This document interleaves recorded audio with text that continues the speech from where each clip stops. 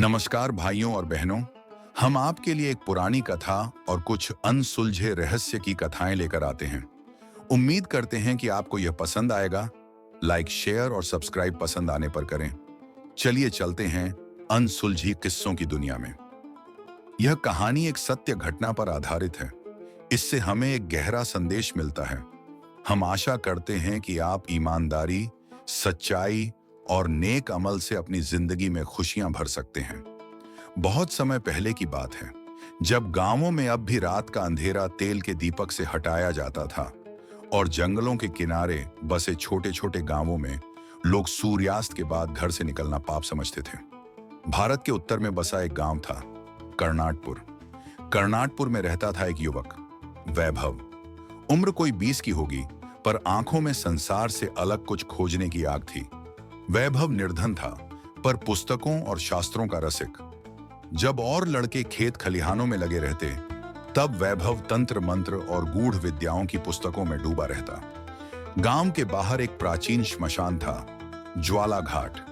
कहा जाता था, वहां हर अमावस्या को एक आत्मा रोती है और जिसने उसकी पुकार सुन ली, उसका जीवन कभी सामान्य नहीं रहता। वैभव ने भी वो रोना सुना था। वो जानता था, यह कोई आम आत्मा नहीं, यह है पिशाचिनी, वो जो अपने साधक को सिद्धि देती है, परंतु उसके जीवन का कुछ भाग ले लेती है। और यहीं से शुरू हुई वैभव की साधना। वैभव ने एक अघोरी साधक भैरवनाथ से दीक्षा ली। भैरवनाथ ने स्पष्ट चेताया, पिशाचिनी की सिद्धि साक्षात मृत्यु का द्वार है। वहां से लौटा वही है जिसने अपने भीतर का सर्वस्व खोया है। केवल वही जा सकता है जो हर मोह से मुक्त हो चुका हो। पर वैभव दृढ़ था। साधना के लिए उसे चाहिए थे रुद्राक्ष की माला, चामुंडा का तंत्र, एक विशेष मंत्र एयूएम क्रीं काली पिशाचिनी देहि में सिद्धिम, और पंचमकारों की साधना, मांस, मदिरा, मुद्रा, मैथुन और मीन। परंतु वैभव ने सब प्रतीकात्मक रूप में लिया, आंतरिक तप से। प्रथम रात को श्मशान में दीपक जलाकर वैभव ने मंत्र जाप शुरू किया। वातावरण स्थिर था। तभी एक चुड़ैल जैसी हंसी गूंजी। तू बुला रहा है तो सहन भी करेगा। वैभव ने आंखें बंद कर लीं और जाप करता रहा। अगले दिन गांव के कुएं से दुर्गंध आने लगी। एक गाय बिना कारण मर गई। भैरवनाथ ने कहा, अब तूने मार्ग खोल दिया है, पीछे हटना, मृत्यु को बुलाना होगा। तीसरी रात को वैभव के सामने एक स्त्री प्रकट हुई।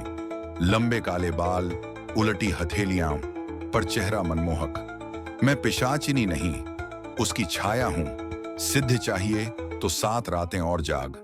हर रात वह स्त्री वैभव को एक नया रहस्य बताती, एक नया मंत्र देती और बदले में एक अंग से रक्त मांगती। चौथी रात को वैभव के शरीर से घाव अपने आप उभरने लगे, पर उसने हार न मानी।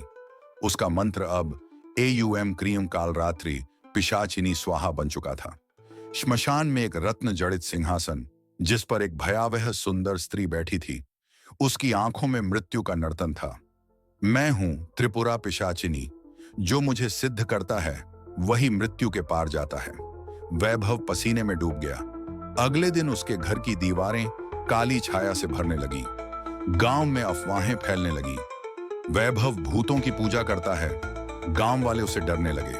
पर वैभव को अब कुछ नहीं दिखता, बस वह चेहरा जो हर रात उसके सामने आता। अमावस्या की रात, आकाश बादलों से ढका, श्मशान का अग्निकुंड जल रहा था। वैभव ने 5 सिद्ध मंत्र पूरे किए। अब अंतिम मंत्र था, जो जीवन और मृत्यु के बीच की रेखा को मिटा देता है।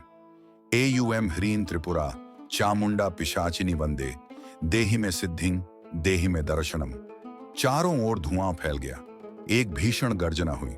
श्मशान की मिट्टी कांपने लगी और फिर वह प्रकट हुई।